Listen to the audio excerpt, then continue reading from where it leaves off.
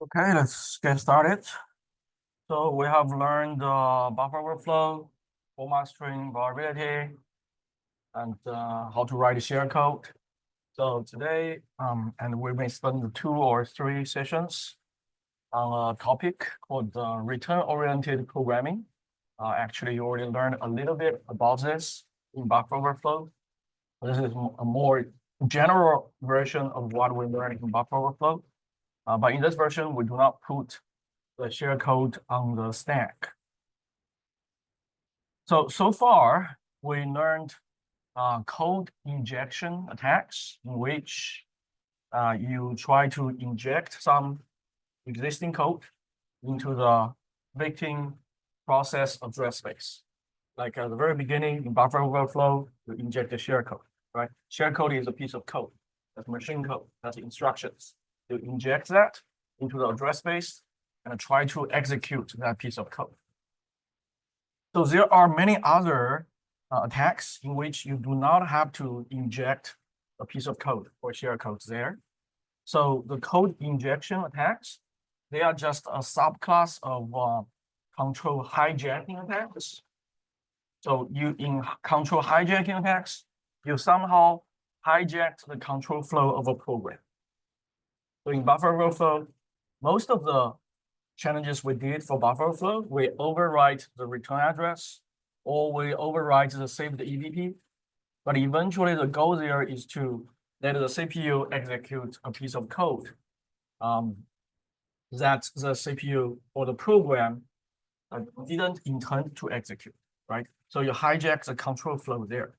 Of course, there are other attacks we did. We overwrite the global variables, we overwrite the local variables.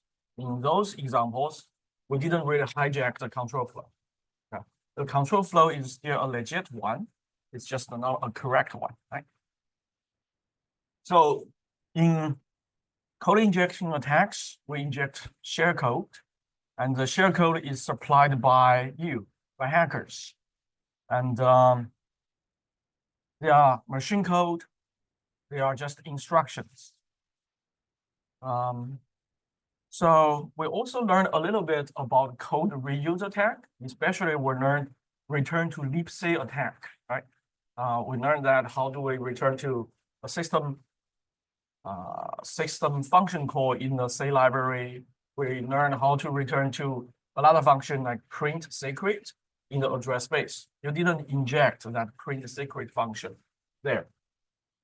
However, the limitation of those approaches we learned so far is those functions, they have to be in the address space already.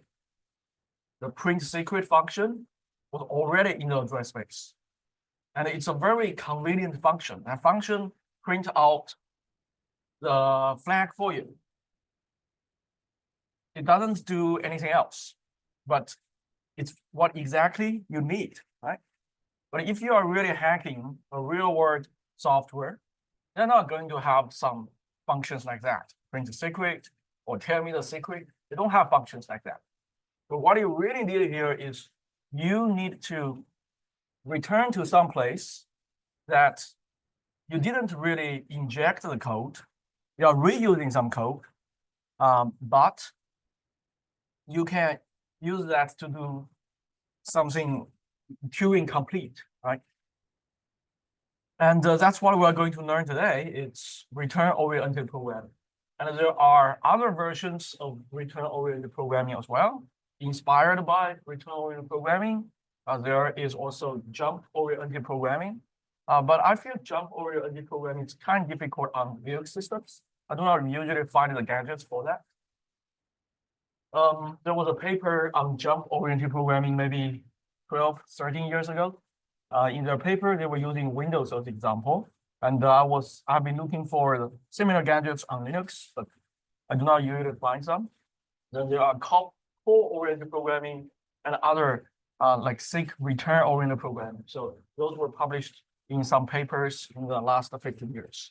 And the first one was published in 2008, 2009, called return-oriented programming. But actually before that, the hacker community already discovered this, but they didn't really publish papers. So academia, a professor published a paper on return-oriented programming back in 2008, I believe, 8 or 9. So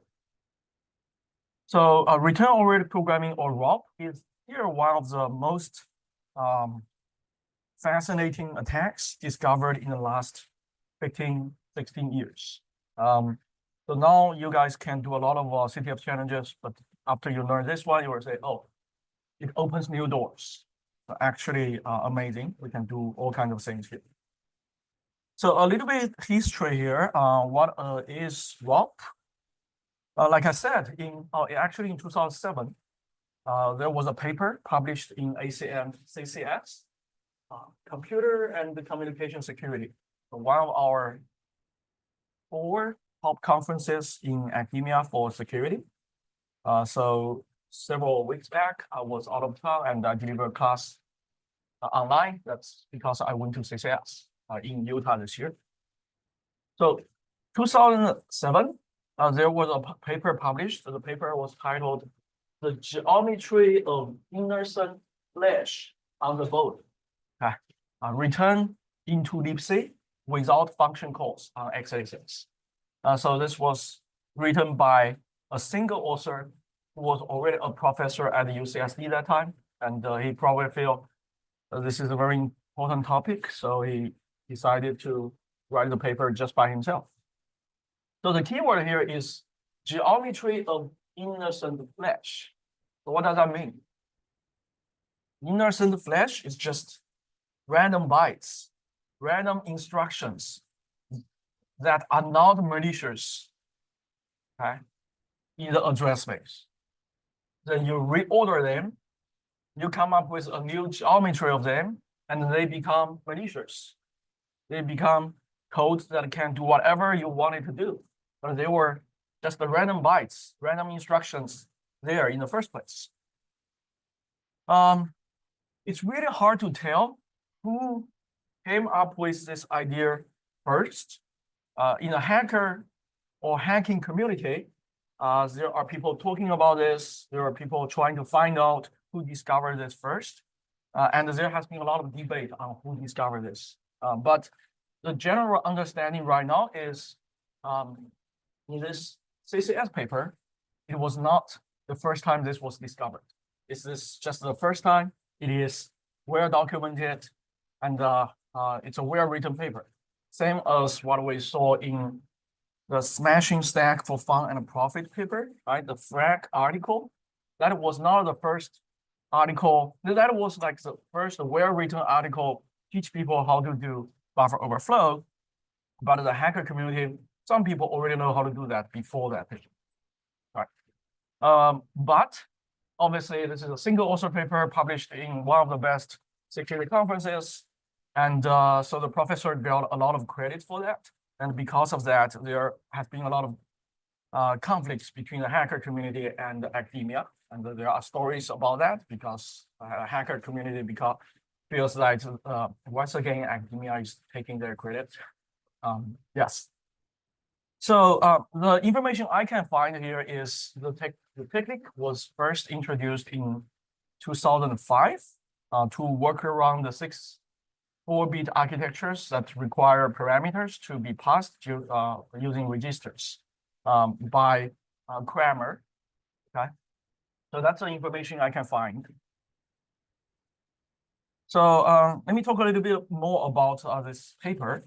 Like I said, the paper was published in 2007. I do not say this is the first time this was discovered, but this is a well-written paper that explains everything, how it works. Basically, the hypothesis of this paper is in any sufficiently large body of x86 executable code, actually, it works on other architectures as well. But in this case, we're talking about the x86. We do this on ARM architecture as well. And this year, one of my friends, they published a paper to do ROP on GPU. So here, this paper was on x86. There exist sufficiently many useful code sequences. Okay, the keyword here is code sequence. The code sequence, we call them gadgets. They are just some bytes. They are not necessarily emitted by the compiler. We will see that later. So the attackers who can control the stack can control just one return address on stack. We're able to glue those sequences together using a return in libc technique. This is more general return to libc technique, basically a return technique. We can glue them together so we can make those code sequences execute one after another. And eventually, we can do arbitrary computation with those code sequences. So that's the hypothesis of this paper. And 10 years after this paper was published, this paper won Test of Time Award in CCS 2017. Basically, in those big security conferences, we have this Test of Time Award. You published a paper a long time ago, 10 years, 15 years ago, you get recognized again because those papers, the techniques, the systems proposed in those papers were proven to be really, really useful. Okay. So for example, the stack guard, the stack calorie paper we talked about before, also received the Test of Time Paper Award at Unix Security. So now you know that stack calorie is a very simple idea, right? But it was widely deployed even today.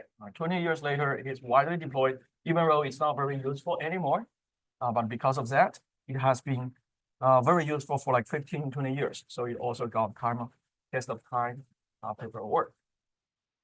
So there is actually another version of this paper, which was published in our top journal. The journal right now the name is TOPS, Transactions on Privacy and Security. So TOPS. It's an ACM journal. So when the paper was published, the journal's name was ACM TSEC, Transaction Security or whatever. So this is a more general version of that conference paper, much, much longer, with many more details, but this is the same idea. Okay. So now, after the history, let's talk about the technique. So remember, we did return to libc attack before. We also return to many functions when we do buffer overflow, right? So one of the challenges I designed there was to return to maybe 5 functions, ask you to print out 6 functions, 5 functions, print out knowledge is power, Francis Bacon, whatever, right? Yes. So in that challenge, you return to 5 or 6 functions, and all of them, they do not take any parameters. And that time you already find out to return to the functions, you only need to put the return addresses one after another on stack. When each function returns, it will go for the stack for another address and go for another address, right? So using that technique, you will be able to chain unlimited numbers of functions together to call them one by one, as long as they do not take any parameters. However, if they do take parameters, you cannot chain unlimited number of functions together because the address of some functions will overlap with addresses of other functions' parameters. They are using the same address. And because of that, you cannot chain all of them together. So we also had examples that you return to 1 or 2 functions, but they take some parameter. And we put those parameters on stack, remember? But that time, we didn't do 64-bit. The reason we didn't do 64-bit is in 64-bit, the calling convention, you do not put parameters on the stack. You put parameters on registers.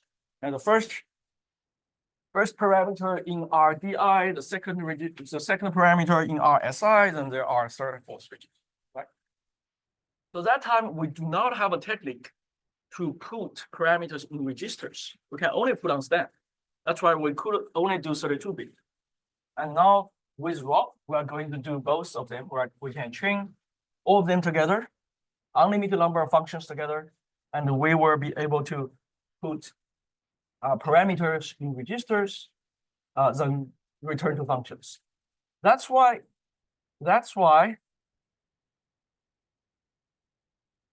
in this slide, it says the first idea was to work around 64-bit architectures that requires parameters to be passed using registers.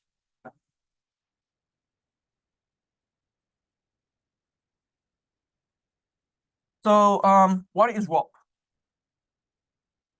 So in ROP, we find some gadgets. They are just chunks of code or code sequences. We find many of those. They are not necessarily functions. Some of them are very, very short. That's the 2-3 instructions. Of course, a full function can also be considered as a gadget. But most of the cases, you are going to find the smaller gadgets and chain them together. And because they are 2-3 instructions, sometimes 5-6 instructions, they are not going to do something super complicated. They are doing something very simple. When you chain them together, then they do something complicated. So in ROP, the gadgets, they always end with a return instruction. In jump-oriented programming, you always have function gadgets end with a jump. Of course, sometimes you can combine them together. Okay. So the key here is, so in this class, we focus on ROP. So the last instruction in that gadget is just a return instruction. Okay. So imagine how many gadgets are there like this. So every function that the developer writes will have many functions. All of those functions may return multiple times, right? There may be different branches, and each branch may return. And at end of each branch, there will be a return instruction. So those will be return gadgets.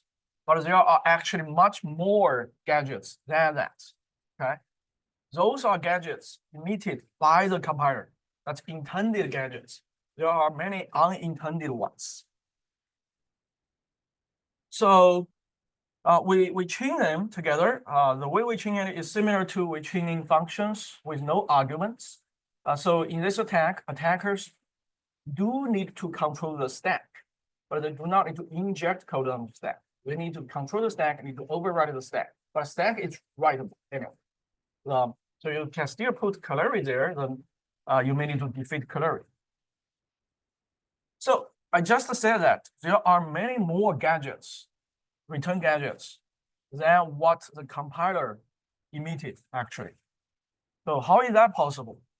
Okay, that's because we need to go back to the machine code to understand what is a return instruction. So in x86, the return instructions are basically 4 different bytes. Okay, in the 64-bit, maybe a little bit more. So they're just those 4 bytes: C3, CB, C2, or C8. So as long as you have a byte like that, it can be interpreted as a return instruction. So the compiler didn't really emit those bytes as instructions. The compiler may emit that as part of the data. Emit that as part, for example, part of an address. Or let's say the instruction is move C3 to AL register. We're moving the data C3 to the register AL, right? But there is a C3, there's a byte, which is C3. So if we start executing in the middle of the instruction I just talked about, instead of at the beginning, then we're not executing the move C3 to AL instruction. Instead, we are executing a return. We're in the middle. We just jump to C3. Then we are executing return, right? So because of that, there are many more gadgets than the compiler originally intended to emit. Okay. So even in random data, there could be a lot of gadgets. This is also because the instruction set, the x86 instruction set, is very dense itself. And you already know that it has variable lengths.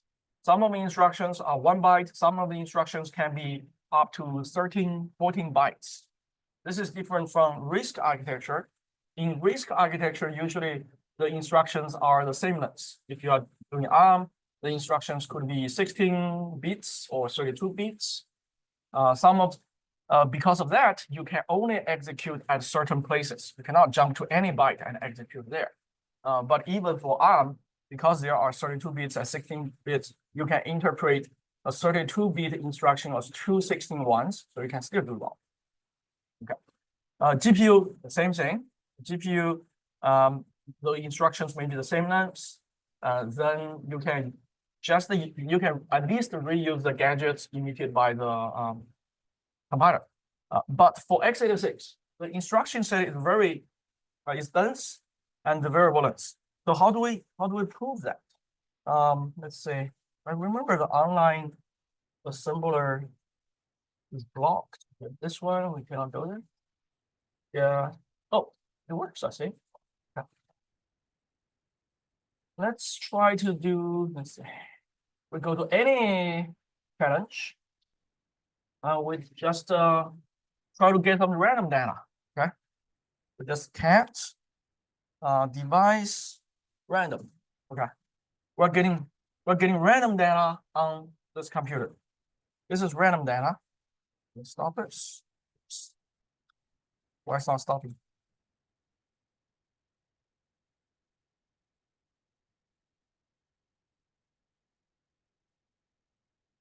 Not stop it.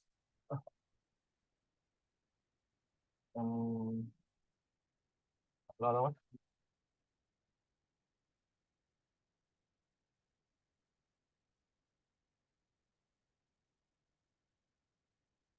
Let's get some random data into maybe temp random.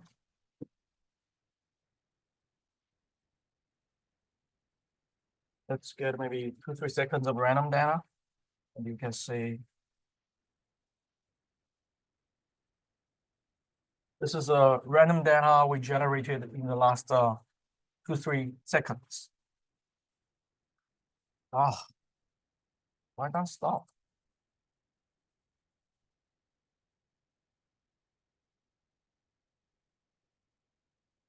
35.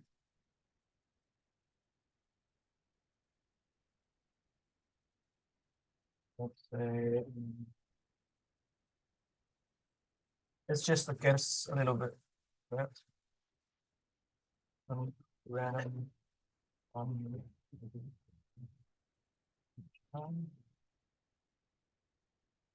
Maybe we get 40 lines of this. So you saw I generated this. This is random data, okay? Not necessarily a crypto secure random, but this is random data. So if we just try to disassemble this random data, we do 32-bit first. Oh, this is blocked. Now we need to go to another website.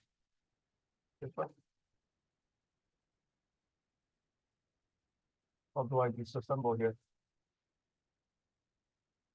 Do we have a disassemble here?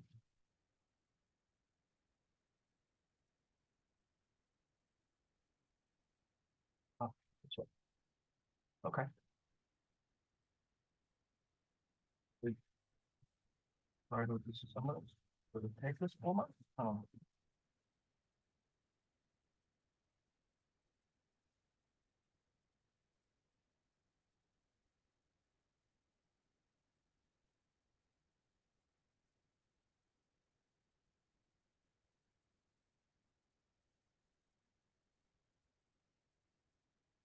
Yeah, they don't take this format.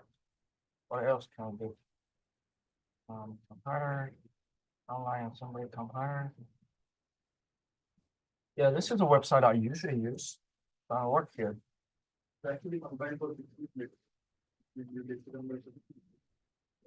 16 bits. Okay. I think the format also matters here. Yeah. Okay, we remove that. Let's just do this on a. Let's just try to do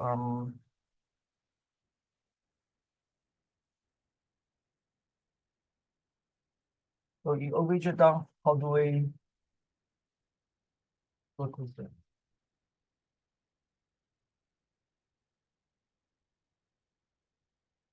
Okay, maybe we can try this later. So the idea here is, even if I just generate some random bytes, they can be interpreted as valid instructions. Then there are some tools we already installed on the server to find the ROB gadgets.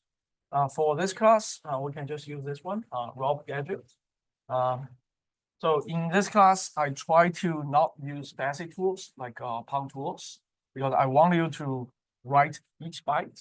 And because of doing that, sometimes you make mistakes. You miss one slash, you miss a 0, then your exploit doesn't work, right? But that's intentional. I want you to write byte by byte so you understand how thing works. There are some advanced tools like pound tools. It's a Python library. Usually, if you do hacking, you use that library, very convenient. But when you use that, you do not see those raw bytes. And I want you to see the raw bytes, at least for this class. So that pound tools library also has tools to find the raw gadget. But in this class, I want you to use this tool. I want you to see raw bytes here. This is a tool we're going to use to find raw gadgets. And this is a command. In general, this is the command we're going to use. It's a Python 3 script. We do not need job or jump-oriented gadgets. And we will give a binary to it and look for the gadgets in the binary. And because the binary may be noded at different locations, then you need to give an offset. And you can use LDD to find the offset. Okay. Like I said, there are many other tools. There are Roper, RP++, and also pound tools to find gadgets. But that's not what we are going to use in this class. Okay, so how do we find those ROB gadgets? Let's say you have, or how do those tools find ROB gadgets? Let's say you have a byte sequence like this, okay? And this is the disassembly if you disassemble starting from this byte. And this is what the compiler intended to generate. Okay, the compiler intended to generate 3 instructions in this case: increase EAX, exclusive over EAX, then move this number to EAX. That's a compiler's intention. Okay. But here you can see there is a C3, and that is just 1 byte in a 4-byte data. That's not part of the opcode. That's just part of the data. But if we interpret this, or we start execute this piece of code sequence, not from the beginning, but from the middle, from here. If we execute from here, the AB will be interpreted as a valid instruction. It's a store the value of EAX to some memory location. That's a valid instruction. Just the AB, valid instruction. And you can see that AB was actually also in the data part, not even the code. Then there will be C3, and that C3 will be interpreted as return. So that becomes one of our gadgets because it ends with a C3, a return instruction. So if you are developing a tool to find gadgets, you just need to start interpreting at each byte location and keep going until you find a C3, or you find a C3 first, then you go back to interpret the instruction before that.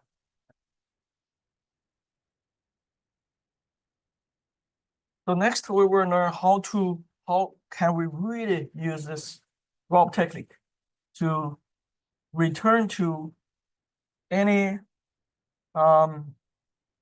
library function in 64-bit with parameters. Previously, we were not able to do this. So this is overflow return 3. We did this before. Our goal was return to the beginning of print sequence. In the homework, 64-bit, you return to here, right? Or you return to print flag, the function, if you remember. A 64-bit, 32-bit, you return to here and put the return annual, put the parameters I and j on stack. Right? But now we're going 64-bit, we're also returning to here, and we want to put those values 1, 2, 3, 4, and that bit into the register. So int I is the first parameter, so it will be register RDI. The integer j, the second parameter, it will be in the register RSI. We need to put those two values into those two registers. So we will skip how the 32-bit version works, or do you need to refresh? Okay, let's skip that. I'm directly giving you the answer here. That's the answer. How can we do this? Then we need to understand why this works. Okay. Let's look at the val-foo function first. This is the val-foo.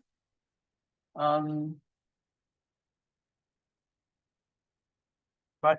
So the val-foo function calls gets, which triggers a buffer overflow, and gets takes a parameter. The first parameter of gets is the buffer. You input from std_in, put your input into the buffer. The buffer is at, because it's the first parameter, so it's actually the only parameter. So it's in RDI. The address of the buffer is in RDI, and you can say we moved RAX to RDI. Then we go back to find what is RAX, and RX is RBP -6. So we know that the stack will look like this. There is a buffer. So first there is a saved RBP, 8 bytes. Higher than that, we have the saved return address, also 8 bytes. The buffer is actually 6 bytes. From the beginning of the buffer to the saved RBP, that's 6 bytes, right? We know that. And we can overwrite this whole thing. We can overwrite the saved RBP. We can overwrite the return address. We can overwrite the buffer. We can overwrite everything. Yeah. So what are we going to overwrite? We're going to overwrite with those data. At the return address, the original return address, originally this points to somewhere in the main function, right? This part. That's originally, that's a return address. That points to the code of somewhere in the main function. At this address, we're going to put another address here. And at that address, there is a gadget. Right? When I say gadget, means code sequences which end with a return instruction. The gadget is pop RDI. That's one instruction. The second instruction is return. Okay. We need to find a gadget like that. Then we need to put that gadget's address here. That's it. Okay. After that, we're going to put the value 1, 2, 3, 4 here, 8 bytes. After that, we're going to put another gadget's address, which is pop RSI return. After that, we have the second value, that bit. And after that, we have the return address of print secret. Okay. So that is how we hack this. Let's say why this works. Let's say right now, we are at, I have some animations for this. So right now, we are at, let's say. So we just finished the value function. We are about to execute the return instruction of value. And utilizing that buffer overflow, we already override the stack like this. And this part is just garbage, doesn't really matter. So at this point, RSP will point to the return address, to save the return address here, right? But it's this address doesn't point to main function anymore. It points to a gadget, pop, RDI, and a return. So our next instruction is return, right? So then what will happen after we execute the return instruction?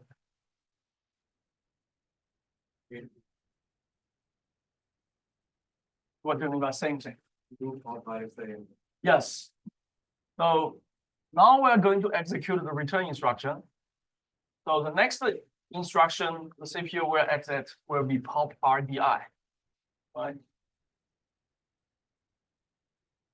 So when we execute a return,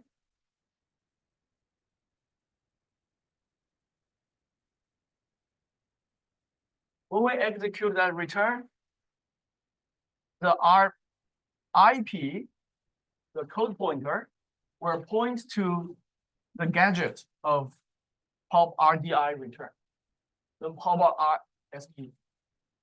Because previously it was a return, so RSP will move up 8 bytes. Now RSP points to this value. This value is not an address, okay? Not code. We don't have code here. This is not even an address. Those are addresses. And this, then the instruction we're going to execute is pop RDI. Then what will be popping into RDI? Exactly, right? Because pop will pop whatever RSP points to the register RDI. So after executing this,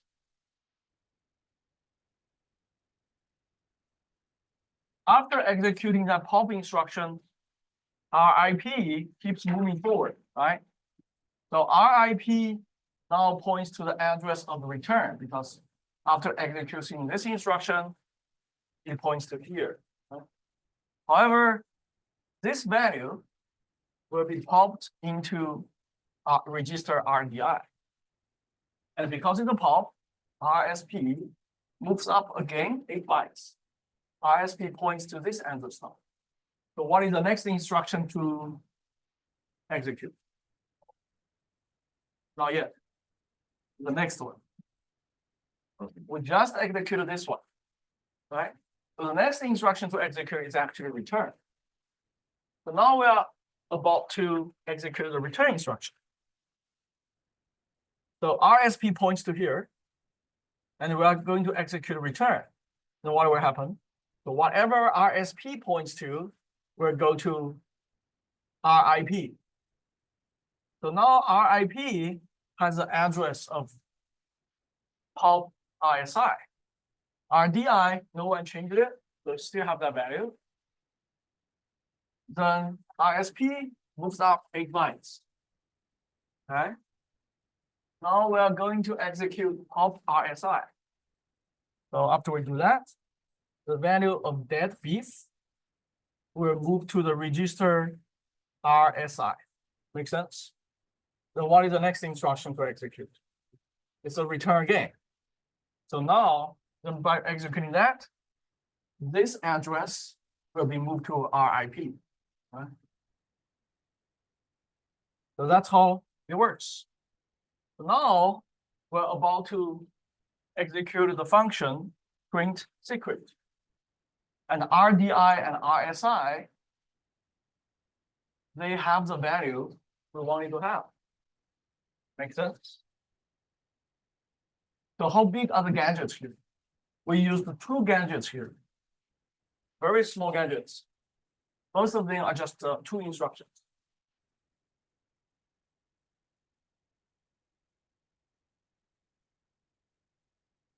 I have a very simple template because this one we're doing 64 bits instead of 32 bits because each address you need to type longer.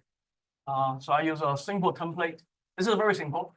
It's not we're not using advanced tools like Palm tools. We're just using simple template. So in this case, we first have the buffer is 6 bytes, right? Then the saved RBP is 8 bytes. So we need in total 14 bytes of garbage. After that, we will have several addresses. The first address is the pulp RDI returns address. The second one is the value. The third one is pulp RSI's return that gadget address, then a value, then address of print secret.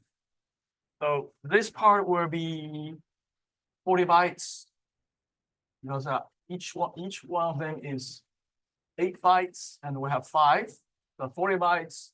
So in total, the exploit is like 45 bytes. Oh, 54 bytes here, right? So I don't want you to type all 54, so I use this approach. Then let's try to do this. We're going to do overflow. Which one? Overflow returns 64 bit.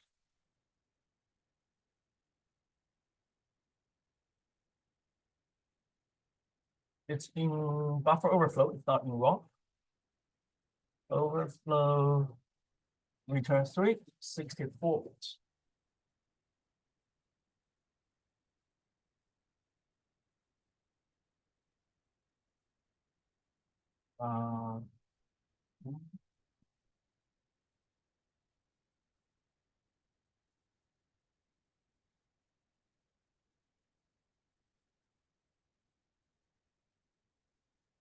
We disabled ASLR to make this a little bit easier.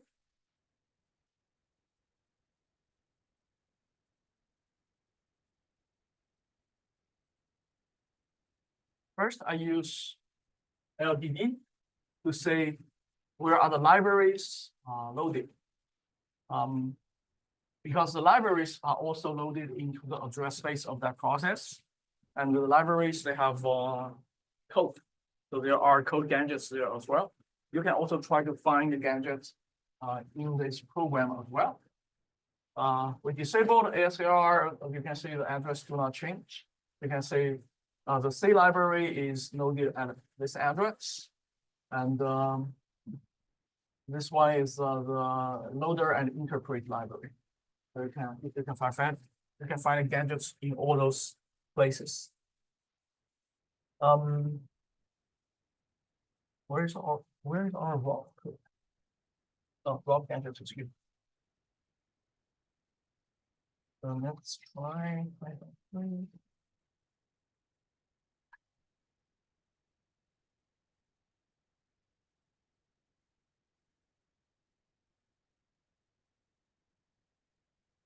Let's first find let's find binary. Let's find the gadgets in the C library because it's actually bigger. We may find more gadgets there.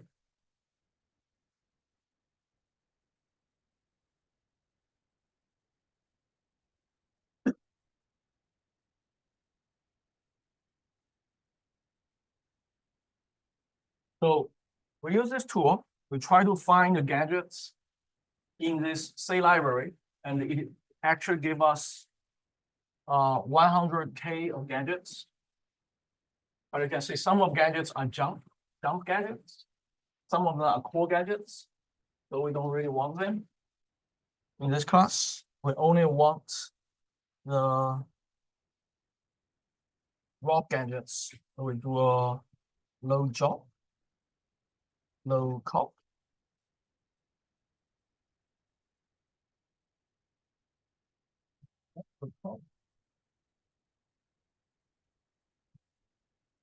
Which one?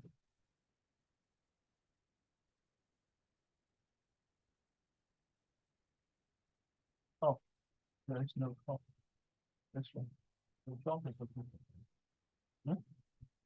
Oh, okay. Too high. So we still find 20,000 of gadgets. Oh, we can even have system called gadgets. Anyway, so what are the gadgets we're looking for? We're looking for RDI, right? RDI and return. So let's do a grep to RDI.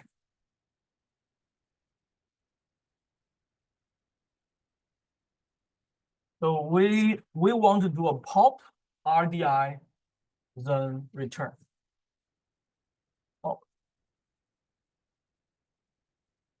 Pop RDI. We actually find those gadgets. They're here at this address.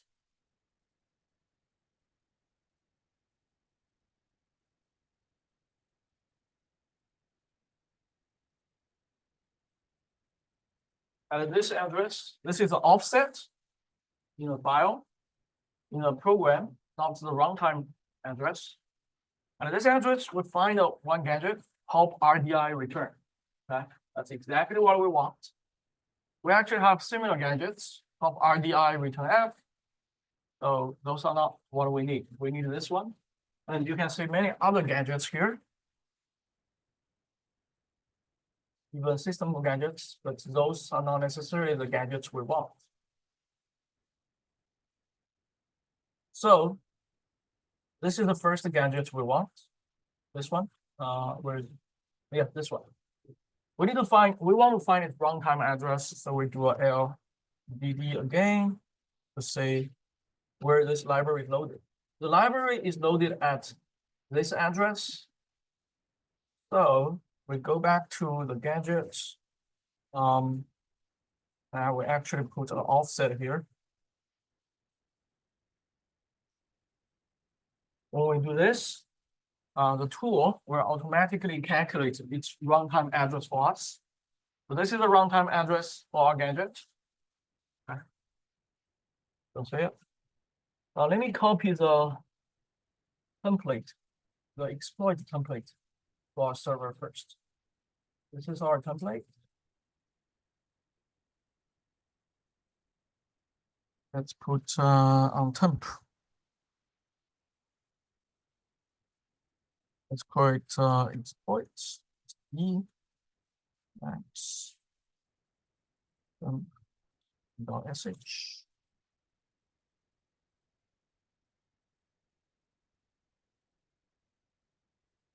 Okay, this is our template. We first need to find the pop RDI address, which we already find.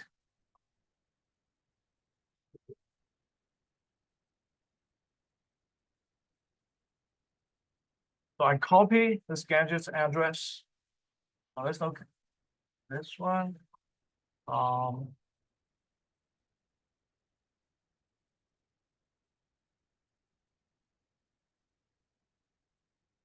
This is the address. We're going to change that.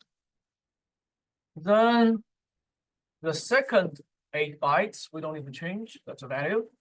The third 8 bytes, we want to get another gadget's address. And we also need to find the print secret function address. So to find the raw RSI, I just changed the grep a little bit. To find the address. See here, find an address, we'll find a gadget. Pop RSI return. So we need this. Oh, we have many of those. Oh, no, that's no, only this one. Oh, here's the other one. This one works. Again, this one, the gadget, look, can you guys see it? It's a little bit smaller. The gadget has 3 instructions: a compare, a pop, and return. But if we do not use the compare, we just go to here, we get pop and return, right? So maybe it's the same address of this. This one. Is it the same address? It's not. 2 different gadgets, actually. Different address. But this one, we can get a part of that. So let's just use this one, the last one. So we will change this part. Now we only need the address of print secret, so we can just debug this program, set a breakpoint and main, we print 0. I don't know. No. So this is the address of that print secret.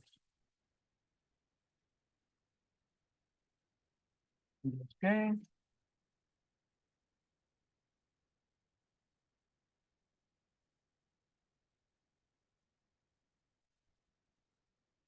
Okay. We have our shellcode, not shellcode. We have our exploits.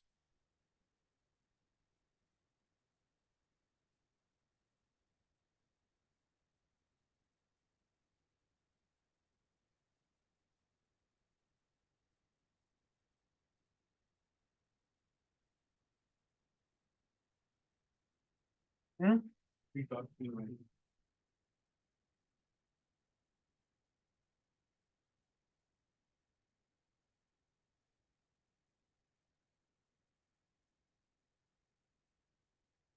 say? Okay, it works. So see, that's our exploit. That's our exploit there. Which should be 54 bytes. There's a ending new line, so 55, but actually 54. So we do a x60. We can say that's our exploit. We have 12 bytes of garbage there, then 5, another address, then the value, address. And at the end, there's a new line. That's why it's 55, but actually 54. Okay. So next, we're going to debug this to say, first of all, let's just try to run it. We're just piping this into this program, right? Okay. Okay. When we pipe into this program, you can say we get a flag. Okay. Now we're trying to debug this to really understand how it works. Do a GDB first.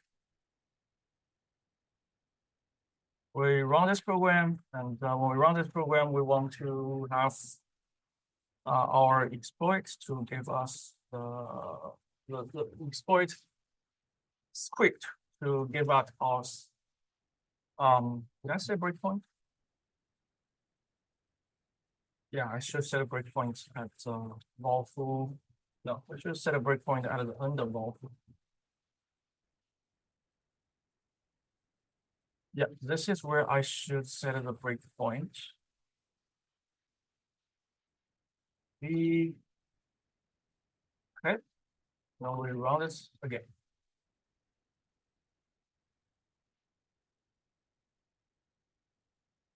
Okay. Now we are at where our slides started. We're at the end of vol-foo, which is a return instruction here. And we already finished that buffer overflow. We already put our gadgets, not gadgets, the address of gadgets on stack. We can verify that. We can examine our, so in this case, we want to examine maybe 6 or 7 would be okay. Giant X and the address of RSP. So we're at return. We're about to execute return. So RSP points to, there's a little bit off here. We're looking at a bit off here, right? Okay, this is 1, 2, 3, 4, 5, 6.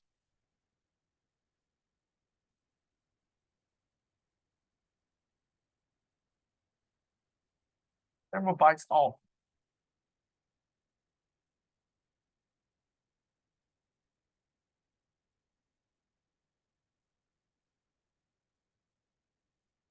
So RSP. Let's search what is return Q. I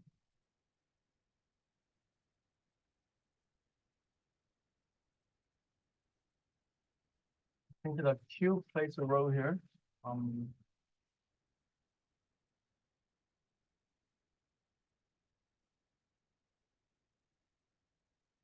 on a sec. So a little bit off here.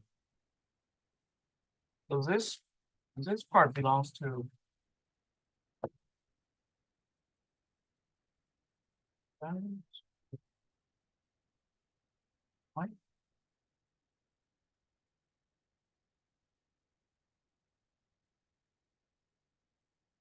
Huh. Does anyone know why we have a little bit off here? Could be weird. Oh, so RBP 6. That's probably correct.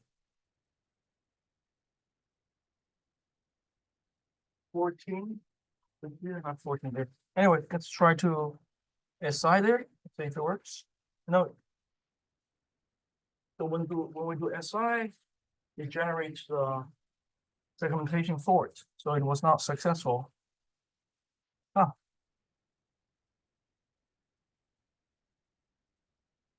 What's the problem here? But without debugging, we did get the flag, so it works. Okay. Let's see who can find the problem here first. What's going on? Well, I did put it on and things. What? I did the maintain.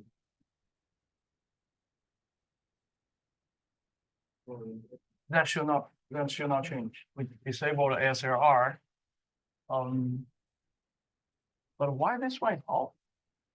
Should be needle here. Okay, weird. Okay, let's set a breakpoint at this place first.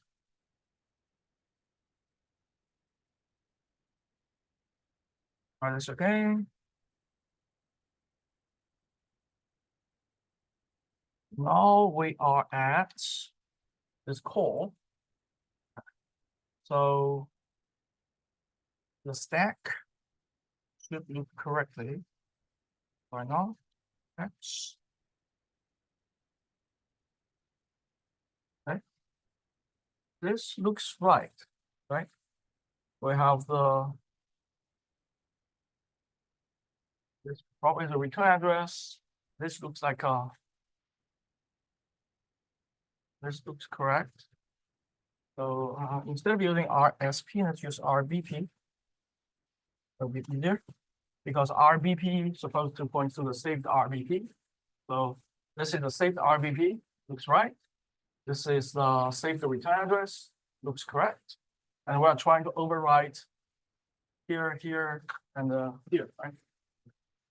So then the call, the get instruction, the function is supposed to override that. So we do NI next step.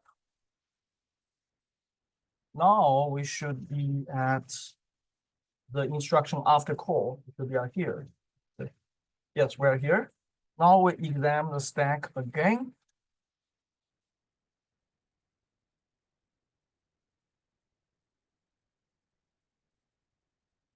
So this is the saved RBP, correct? This part, this is wrong. I think it's because of the 0. Yes, because of the 0. Yeah, when we do that command, the 0 was deleted.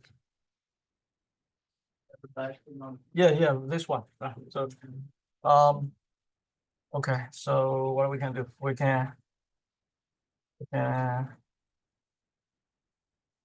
can put the value in a file.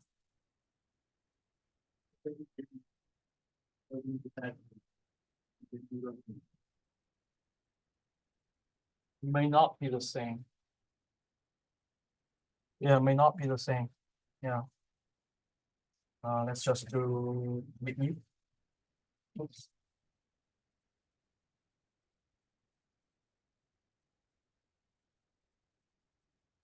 Start this again. Now we break point anyway. Well.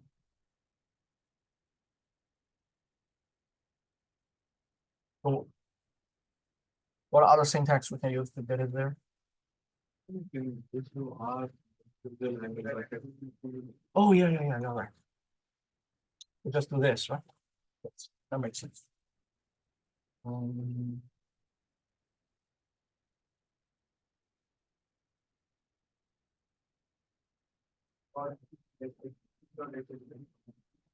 What?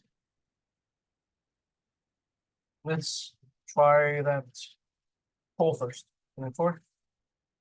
So we continue. Oh, it's been volatile, not me. But now it works. You say it works. Volatile plus 24. Start again. Trying to continue. This is the beginning of volatile, I think. Yes, so we should continue again. Now we can examine the stack. Examine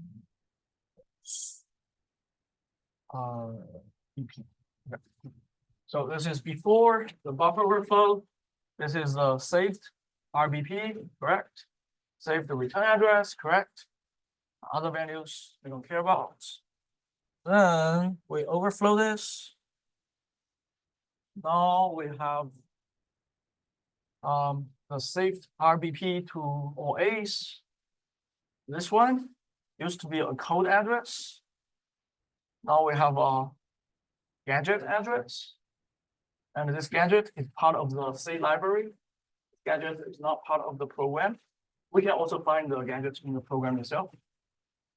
After that, we have the value 1, 2, 3, 4, 5. After that, another gadget address. After that, it's deadbeat. That's what we want, right? Okay. Then we keep going. 2 more instructions. We will go to our gadgets. So now we're at here right now, return. We're about to execute our first gadget. Let's step in. And now we are in our first gadget. Okay. So this gadget is actually in the C library function, init hash info. Okay. And if we disassemble this function,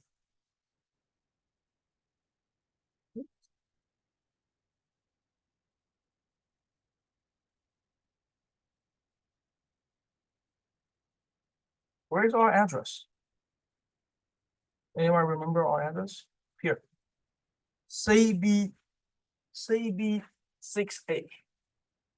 CB68. Here.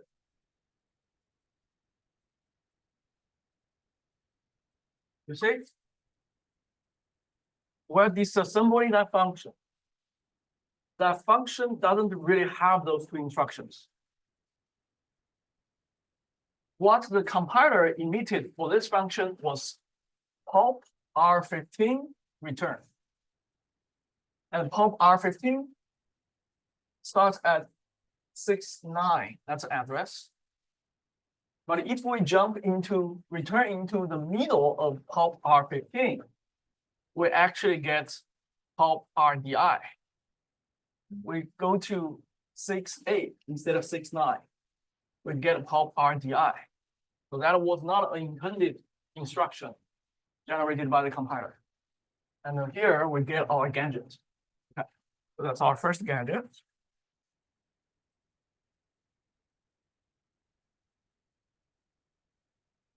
So what is the next instruction to execute? Return, right? So we're still in return. Then we already popped the value into RDI here. So if we do RDI,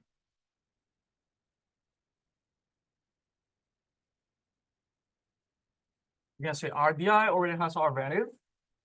Then the next instruction, the next time we do SI, we were executing the pop RSI. And the pop RSI gadget using another function, say library function, some kind of mass operation maybe, close transformation, whatever, transform, whatever. So if we at this address, F01F. So when we do this F01F, once again, the pop RSI return was not emitted by the compiler. The compiler emitted pop R14 return. Okay. We jump into the middle of this instruction, we get that. So we can go to any online assembler, maybe this one. Let's say we're doing 64-bit. We do a pop R14 return. We don't really need a return here. So we can say pop R14, we get 3 bytes, and we don't need the return. Makes sense here. Pop 14 is actually 41 and 5E in hex. So we do RSI, it should be just 5E, right? 5E. That's why we jump into the middle, we get another instruction. Right? So if we do RDI, the same thing, RDI, I don't know what that. RDI is 5F, then pop R15, if I remember correctly. We get a 41 5F. That's how we are getting more gadgets than we are supposed to. So we keep going. So now we're executing that return instruction. So when we return, we will step 1 instruction again, we should go back to the print secret. Okay. So now we are in print secret, and we have RDI and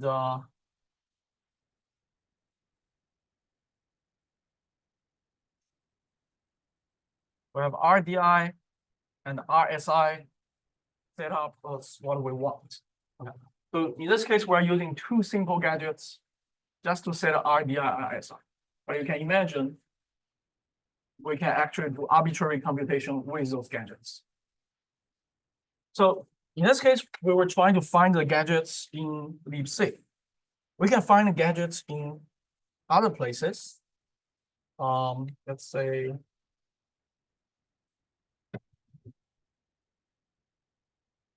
let's try to find the gadgets in the program itself. It will not have so many gadgets, but we may be able to find them. Oh, actually, we find them. Okay. So the RSI in the program, we do find a gadget. We don't need the offset. The offset is at the wrong place. Let's remove the offset part.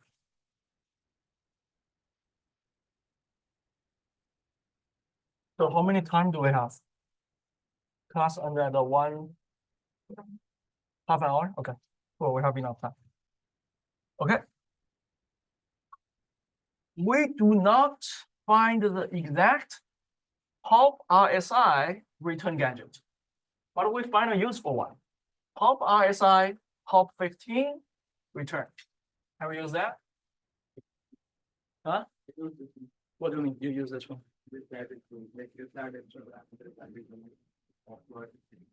Okay. So if we want to use this gadget, what do we do? How do we change our exploit? Okay. We add 1 value after that 1, 2, 3, 4. But does it matter what value we put there? Doesn't. That value will pop into R15, which we do not use. So let's say if we can find the RDI gadget here. Oh, we're lucky. So in this case, we're going to use those 2 gadgets. We're not even using libc gadgets. Let's try that. So RDI is the first one. Yeah, let's try this.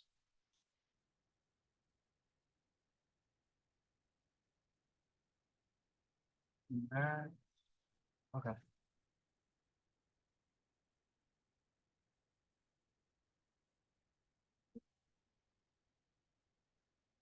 This is RDI. This is our gadget. So RDI, this is correct. The RSI, we're actually giving RSI another pulse. So here we need a garbage value here. Oh, okay. The Q here means 8 bytes. Then let's put a whatever garbage value here. I remember. Then we need to get the address of the RSI gadget. This one? No, this address. That's our gadget. Okay, top 15 one.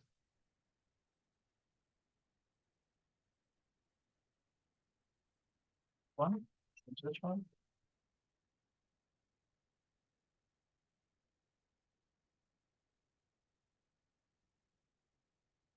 Now it should work. We run this. We pipe into what? It should give us a flat. Right? It gives us a flat. And now we're using different gadgets. You guys want to debug this, or you already understand how it works? We're good? Okay. Then we'll move forward.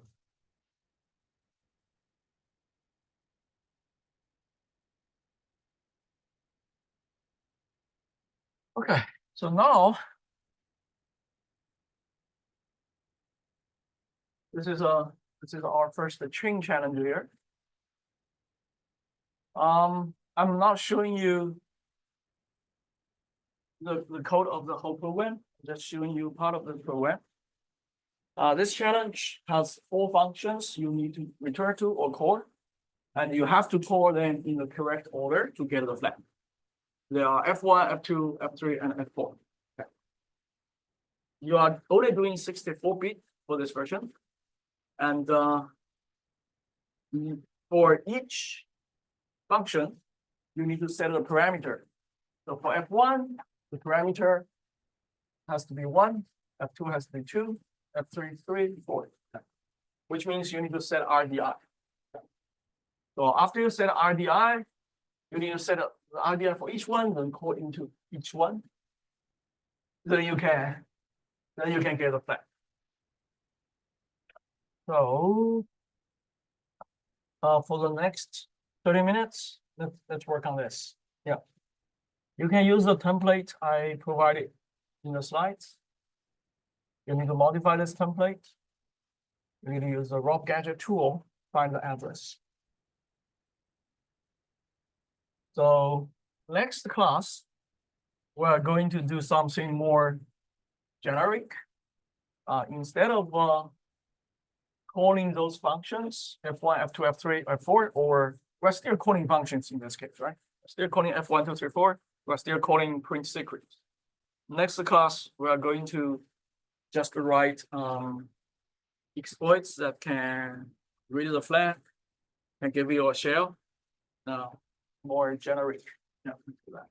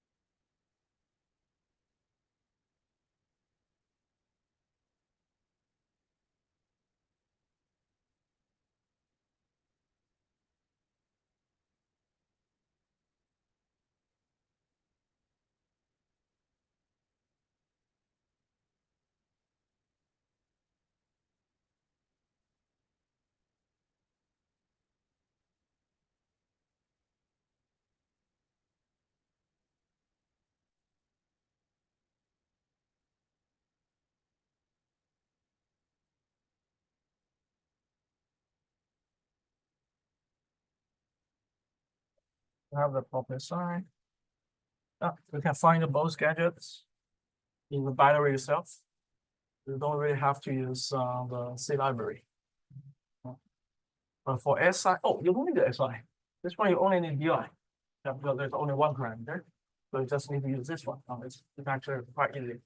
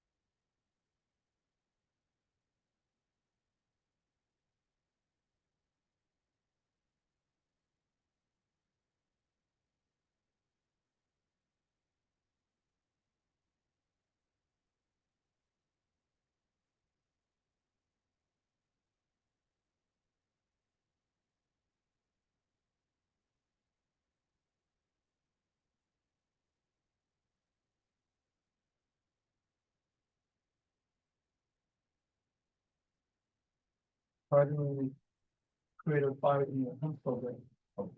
Yeah, you're trying to create a slash. Yeah.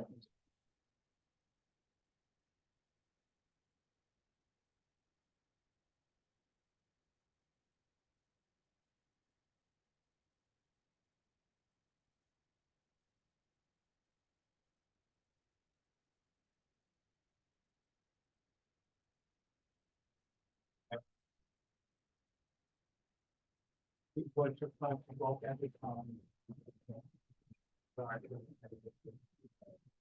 Okay. Yeah, you don't have a parking lot for them.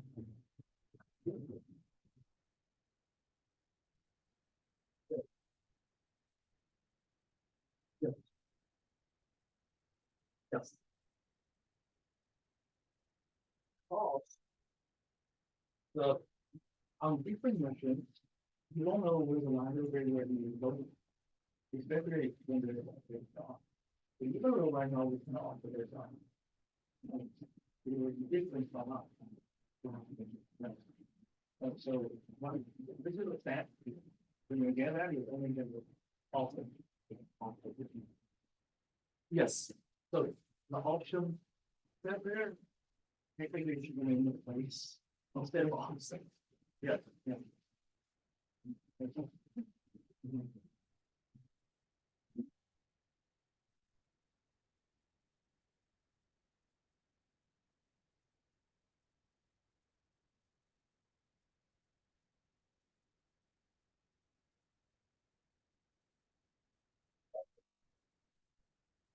Um,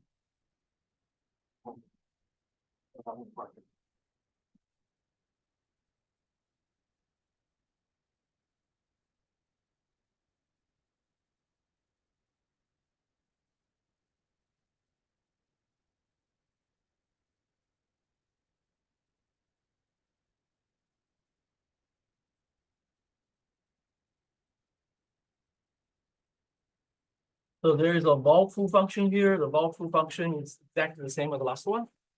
So the buffer is also at RBP minus 6. So you need 14 bytes of garbage. Okay. Yeah, number 2 is the flow.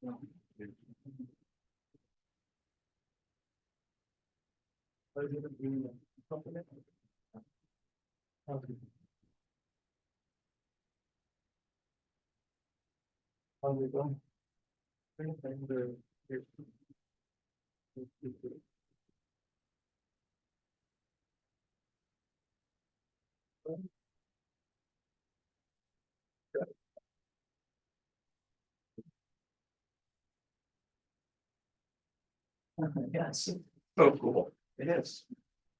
That's why when doing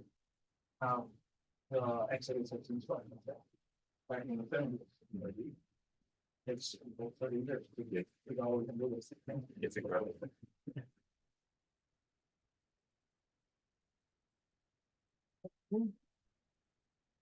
I remember when at you don't know. I don't know. So this one, because this one is actually related to that location, you don't need to add a lot of objects. Oh, but that's. Exactly.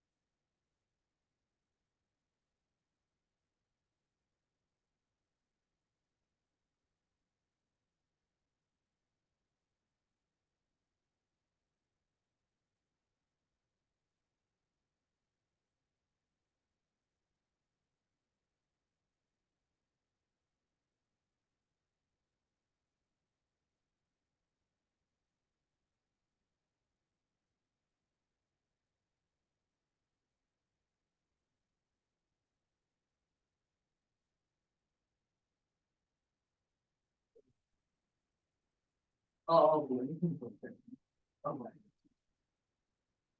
One probably the same in the favorite. So what, I mean, I don't try to do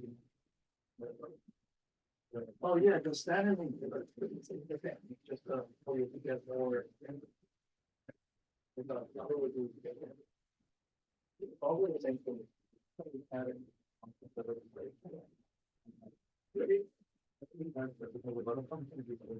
Yes, yes. The first time I did the course, I was probably like a head very to law one. That's why I'm really well. The same thing. Yeah. So, yeah, I'm tired of it.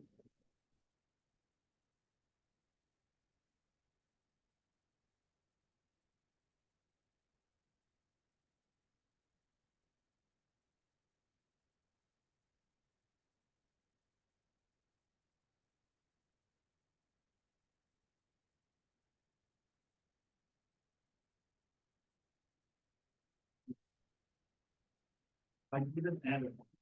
That's the gadget. It's already there. We didn't find a gadget which we call RDI. That exists.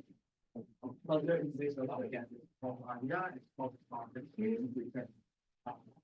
But that is also a gadget we can use. So we need to choose the deploy. I did the end. So this one going to pop this value in one. After this one, we will actually fill out form. Okay. So this means you fill out the value bar. So the value is only remember because you're not going to use R. Right? But if you not add a value here, in this value is average, where it's often doing 15, and you return, you're going to do this, then you will technically return. Okay. It's kind of an awkward, right? That makes sense. So actually, always go along. 50%. Right? You just find out gadgets that is only so many gadgets. They are going to exactly in the law. Then around there.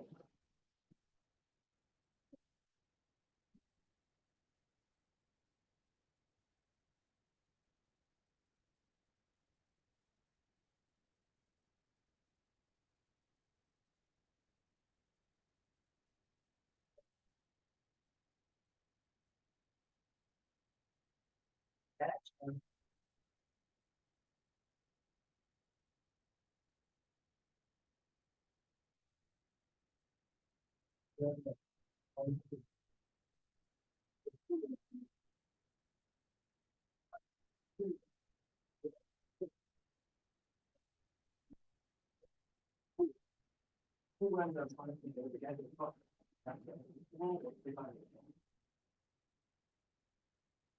That's gonna have to be. Here is another. Well, here is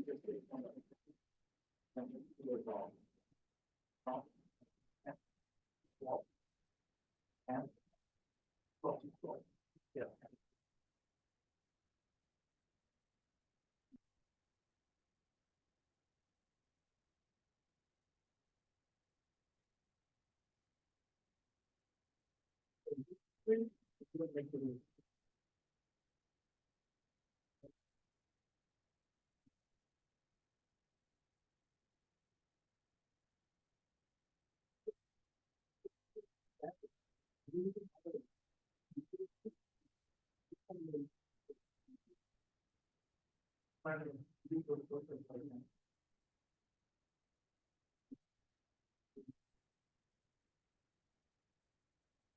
Yeah, I think another you can mention.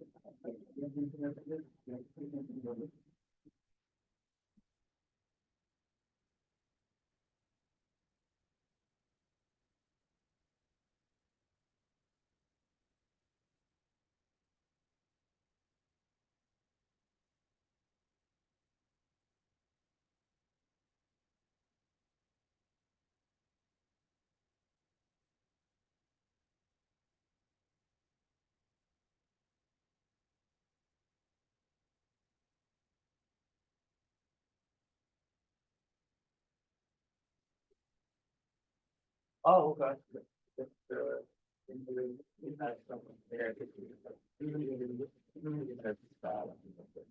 The star means you're missing something here. Yes, look at the average. 270. After 8 there, you're missing something. Means, yeah, it's only the upper. Yeah, you're missing something. And yeah, you're missing a little bit here. Yeah. What if you got a battery? Not working. It could be anything, right? You don't know. Yeah, that's the reason. But this one, you can give it translate to a battery, just to access speed. Oh, you can't reach it. I think this is one of that I cannot keep that. That's maybe because of this. Yeah. And but maybe because you're missing something. And you need to no, you don't need to move the line. Your XXD, you don't, yeah. So you basically get the XXD, you put yeah, but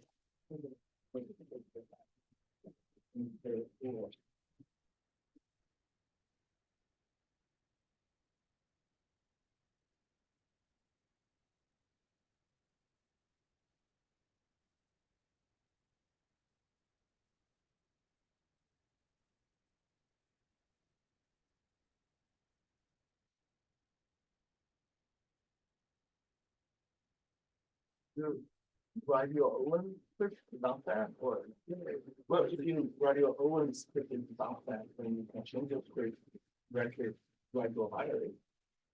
Or the one. Yeah, I think.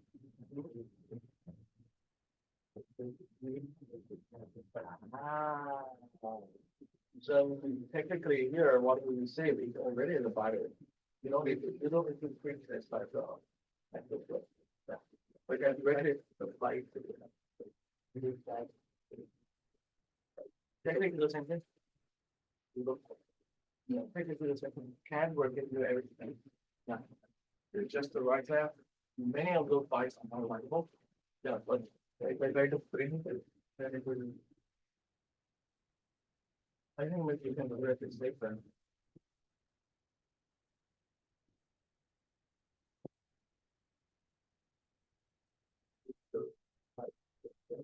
Yeah, you don't need to print it. You just take this into a file, then you just get that. You have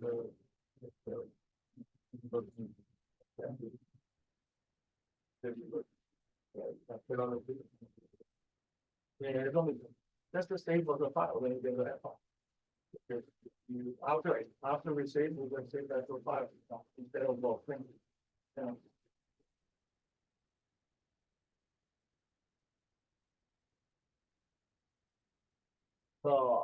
This one may not be correct because not necessarily a new line. There could be a lot of new lines in the file. You cannot under here I can move. Maybe she is in the file or whatever.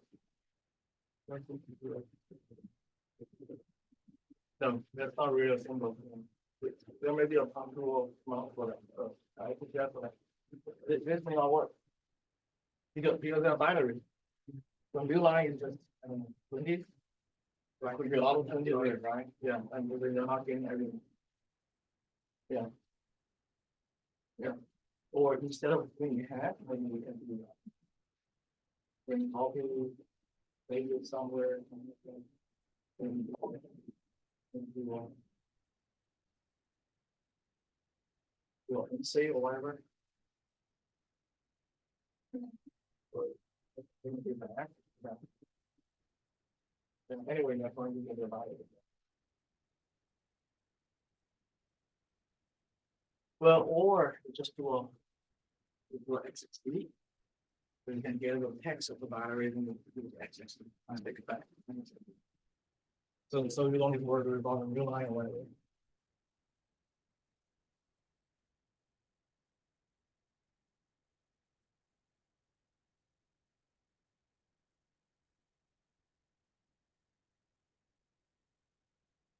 Okay,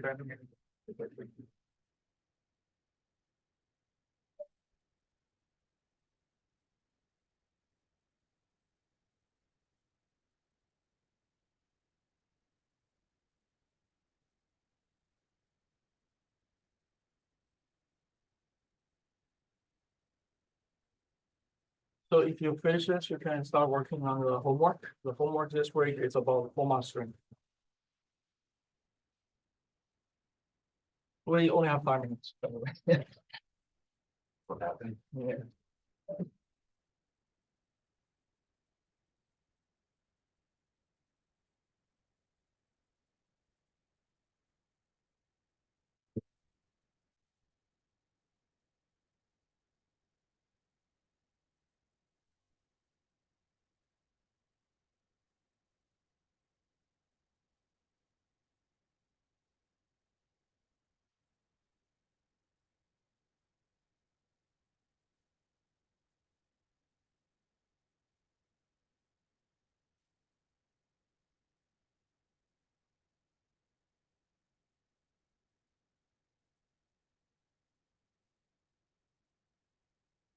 Yeah, I think we have to actually dash R reverse. It could be, it's not working with the isolate. We remove this, we could have. Yeah, that works. Well, yeah. Because now I'm used to. Yes, exactly. We're really getting it back. You're missing them in the slide. Now you can only.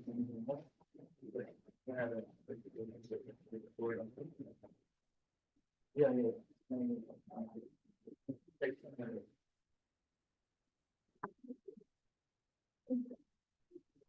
Oh, we're done.